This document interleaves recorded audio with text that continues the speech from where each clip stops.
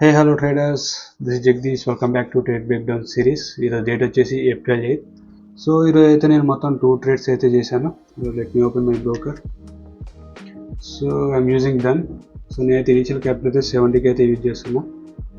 Let me refresh. So ఇక్కడ పొజిషన్స్లో చూస్తే so ఈరోజు వచ్చేసి మొత్తం 2.8కి అయితే బుక్ చేశాను ప్రాఫిట్ అయితే. సో నేనైతే మొత్తం టూ ఎంట్రీస్ అయితే తీసుకున్నాను. సో సక్సెస్ ట్రేడ్ చూసుకున్నాను. ఇక్కడ చూడొచ్చు ఓన్లీ ఎల్ఎన్టీలోనే మాత్రమే నేను ట్రేడింగ్ అయితే చేశాను. వేరే స్టాక్స్లో ఆపర్చునిటీ లేదా అంటే అంతగా ఫైండ్ చేయలేదు నేనే. మరీ ఎక్కువ ట్రేడ్స్ అయితే తీసుకోకూడదు. నేను ఓన్లీ డైలీ 2 ట్రేడ్స్ అయితే తీసుకుంటాను, మ్యాక్స్ 3.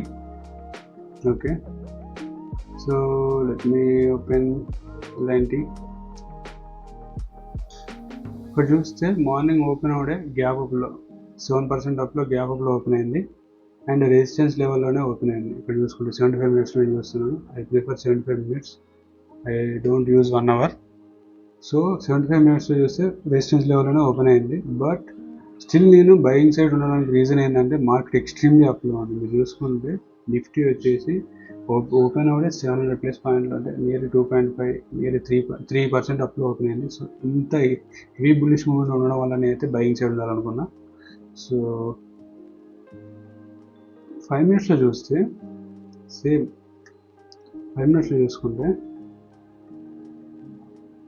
నా లెవెల్స్ వచ్చేసి ఎగ్జాక్ట్లీ ఇక్కడ 4070 వరకు అయితే నేనైతే ట్రేడ్ ప్లాన్ చేద్దాం అనుకున్నాను. పుల్ బ్యాక్ వచ్చిన తర్వాత ఒక ఎంట్రీ తీసుకున్నాను. ఎంట్రీ వచ్చేసి ఈ లెవెల్లో ఎంట్రీ తీసుకున్న తర్వాత టార్గెట్ మాత్రం ఈ లెవెల్స్ మధ్య సమ్వేర్ ఈ లెవెల్స్లో అయితే ప్లాన్ చేద్దామని అయితే అనుకున్నా ఇనీషియల్గా. So let me come to 1 minute.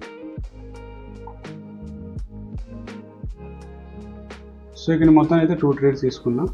ఇందులో ఫస్ట్ ట్రేడ్ అయితే ఎస్ఎల్ హిట్ అయింది. ఫస్ట్ ట్రేడ్ వచ్చేసి సో ఈ లెవెల్లో పుల్ బ్యాక్ అయితే స్టార్ట్ అయింది. పుల్ బ్యాక్ స్టార్ట్ అయిన తర్వాత ఇక్కడ చూస్తే పుల్ బ్యాక్ స్టార్ట్ అయింది. ఈ లెవెల్ ఎప్పుడైతే బ్రేక్అవుట్ అయింది, ఈ పర్టికులర్ లెవెల్ బ్రేక్అవుట్ అయిన తర్వాత ఈ లెవెల్లో ఏమన్నా ఒక స్టాక్ రివర్స్ అయితే ఇక్కడ నుంచి అయితే ట్రేడ్ అయితే ప్లాన్ చేశాను. బట్ నా ట్రేడ్ అయితే ఇక్కడైతే ఎస్ఎల్ అయితే హిట్ అయిపోయింది. సో నా ఎంట్రీ వచ్చేసి ఫస్ట్ ట్రేడ్లో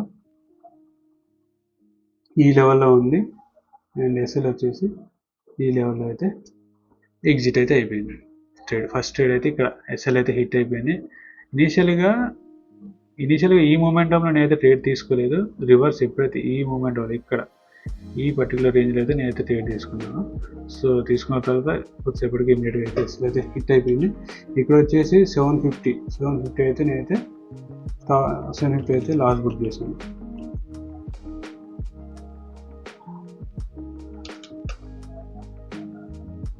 అయితే లాస్ట్ అయితే బుక్ చేశాను. అప్రాక్సిమేట్లీ చెప్తున్నా, కరెక్ట్ నెంబర్స్ అయితే కాదు, అంటే క్లియర్లీ. సెకండ్ రేట్ మళ్ళీ వెయిట్ చేశాను, ఇంకా స్టిల్ ఏమైనా ఆపర్చునిటీ దొరుకుతుందని చెప్పేసి వెయిట్ చేశాను. సో నెక్స్ట్ సేమ్ అదే సినారియోలో ఇంకో ట్రెండ్ అయితే ఫామ్ అయింది. ఇక్కడ చూసి ఇంకో ట్రెండ్ అయితే ఫామ్ అయింది.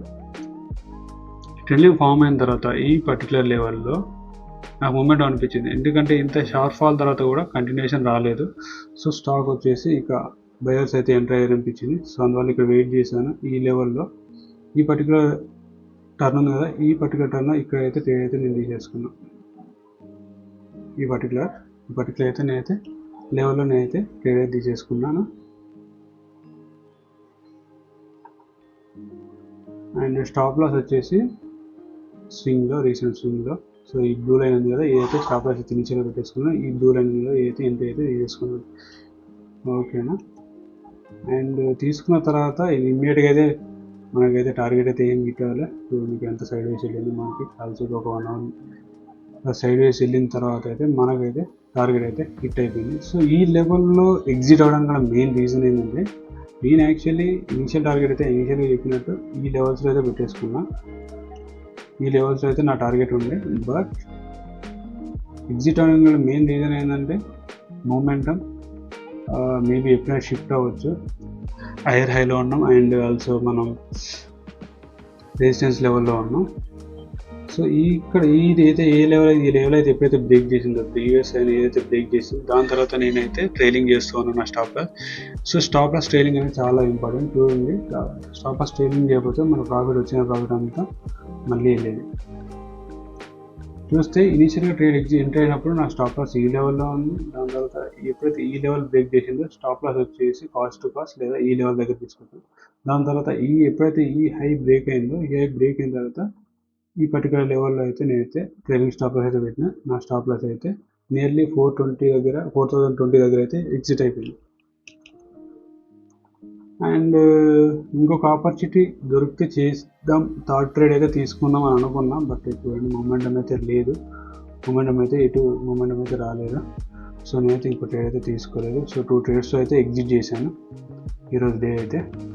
అండ్ ఇంకొక ట్రేడ్ ప్లాన్ చేద్దాం అనుకున్నా యాంబర్లో మీరు చూస్తే ఎగ్జాక్ట్లీ గ్యాప్ అప్ అయితే ఓపెన్ అయింది. సో నిన్న ప్లాన్ ప్రకారం అయితే చూస్తే గ్యాప్ అప్లోనే ఓపెన్ అయింది. బట్ నాదైతే ఏదైతే ఈ 2 రెడ్ లైన్స్ ఉన్నాయో ఇది నా రెసిస్టెన్స్ లెవెల్. సో ఇక్కడ నుంచి మేబీ రివర్స్ అయిద్దని నేనైతే ఎక్స్పెక్ట్ చేశాను. బట్ స్టిల్ ఒక ఆపర్చునిటీ దొరికింది. ఇక్కడ 1 మినిట్ ఓపెన్ చేస్తున్నాను. 1 మినిట్ ఓపెన్ చేస్తే 1 మినిట్లో నాకు ఇక్కడ ఒక మంచి ఆపర్చునిటీ దొరికింది. బట్ నేనైతే ట్రేడ్ తీసుకోలేదు, ఎందుకంటే నేనైతే I'm not sure it will be go up. But చూడండి ఇక్కడ మొమెంటం అయితే ఎలా ఉందో. So will never predict the market. So చూడండి ఎక్స్ట్రీమ్ బుల్లిష్ అయితే వెళ్ళిపోయింది. ఇక్కడ నుంచి ఇక్కడికి నియర్లీ 3.7% అయితే మూవ్ అయిపోయింది. కానీ అయితే నేనైతే ట్రేడ్ అయితే తీసుకోలేదు. ఇది. సో జస్ట్ ఇక్కడ ట్రై చేశాను, ఇంకేమైనా పుల్ బ్యాక్ మూమెంటం వస్తుందని చెప్పేసి. ఇవైతే ట్రేడ్స్ తీసుకొని కాదు, జస్ట్ ఐఎమ్ వాచింగ్. ఎందుకంటే నా డైలీ లిమిట్ అయితే అయిపోయింది. ఒకవేళ ఫస్ట్ 2 ట్రేడ్స్ ప్రాఫిట్ వస్తే I will go to third trade. So first 2 ట్రేడ్స్లో ఒకటి లాస్ అయ్యాం కాబట్టి నేను 2 ట్రేడ్స్ అయితే డే అయితే క్లోజ్ చేశాను. That's it for today and thanks for watching. Bye bye.